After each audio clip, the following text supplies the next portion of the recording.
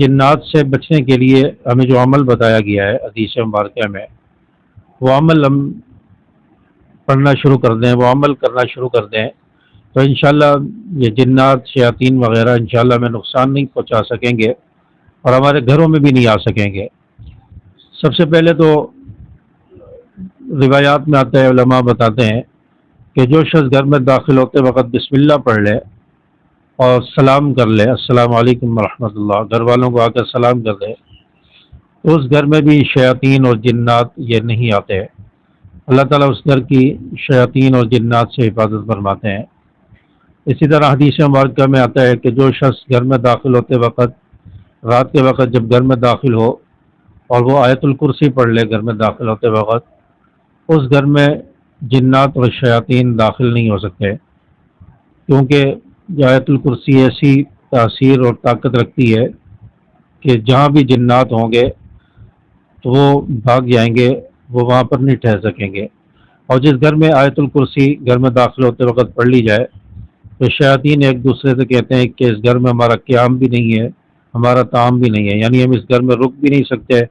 اور اس گھر میں ہم کھانا بھی نہیں کھا سکتے، تو وہ وہاں سے چلے جاتے ہیں اور پوری رات اللہ تعالیٰ اس گھر کی حفاظت فرمائیں گے جس گھر میں رات میں داخل ہوتے وقت یا رات کے وقت آیت الکرسی پڑھ لی جائے۔ تو جس گھر میں اگر یہ خطرہ ہو، بلیوں کی صورت میں، چوہوں کی صورت میں جنات یا شیاطین وغیرہ ہوتے ہیں نقصان پہنچا رہے ہیں، تو آیت الکرسی پڑھنے کا گھر میں ضرور اہتمام کیا کریں۔ اور اس کے علاوہ جن گھروں کے اندر جنات وغیرہ ہوتے ہیں اکثر ان کا بسیرا ہے اور وہ پریشان کر رہے ہیں، تو سورۃ البقرہ جس گھر میں پڑھی جائے اس گھر سے شیاطین اور جنات بھاگ جاتے ہیں۔ تو سورۃ البقرہ یہ بہت مؤثر ہے اور یہ اس کا علاج ہے۔ تو جس گھر میں 7 دن تک سورۃ البقرہ پڑھی جائے تو اس گھر میں بھی جنات اور شیاطین نہیں آ سکتے۔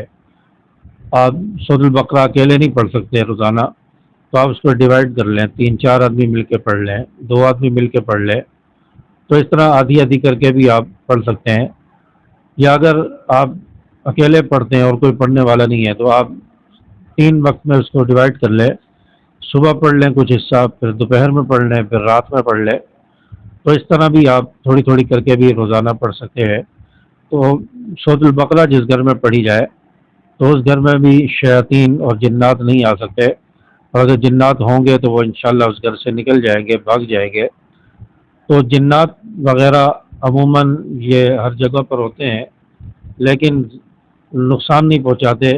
زیادہ تر ان جگہوں پر ہوتے ہیں جو ویران ہوتی ہیں یا گندگی والی جگہ ہوتی ہیں یا ویران گھر ہوتے ہیں، وہاں پر جنات شیاطین سب سے زیادہ ہوتے ہیں۔ اسی طرح ہمارے گھروں میں عموماً بیت الخلاء ہیں، واش روم ہے، تو واش روم کے اندر بھی جنات وغیرہ ہوتے ہیں۔ جنات اکثر واش روموں میں گندگی کی جگہ پر ہوتے ہیں، تو اس لیے ہمارے پیارے نبی جناب رسول اللہ صلی اللہ علیہ وسلم نے فرمایا کہ جب بھی واش روم میں جاؤ تو واش روم میں جانے کی دعا پڑھ کے جاؤ۔ واش روم میں جانے کی جو دعا ہے حدیث مبارکہ میں، اللہم انی اعوذ بک من الخبث والخبائث، اللہم انی اعوذ بک من الخبث والخبائث، اس دعا کو واش روم سے باہر، دروازے سے باہر پڑھ کر الٹا پاؤں واش روم میں جاتے ہوئے اندر رکھیں، پھر دایاں پاؤں رکھیں، تو آپ کی اللہ تعالیٰ حفاظت فرمائیں گے، جنات شیاطین آپ کو نقصان نہیں پہنچا سکیں گے،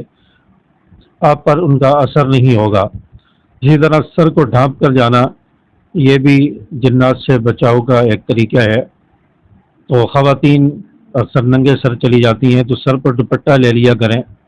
دوپٹہ کر کے واش روم میں جائیں، دعا پڑھ کے جائیں، الٹا پاؤں رکھیں، واش روم سے باہر آتے وقت دایاں پاؤں رکھیں اور پھر باہر آنے کی دعا بھی پڑھ لیں، الحمدللہ الذی اذھب عنی الاذی وعافانی، یہ واش روم سے باہر آنے کی دعا ہے، اس کو پڑھا کریں۔ اور واش روم کے دروازے عموماً بند کر کے رکھا کریں۔ آج کل تو ہمارے کمروں کے اندر اٹیچ باتھ روم ہے، واش روم ہے، تو یہ واش روم جنات کی ہماجگاہیں ہوتی ہیں،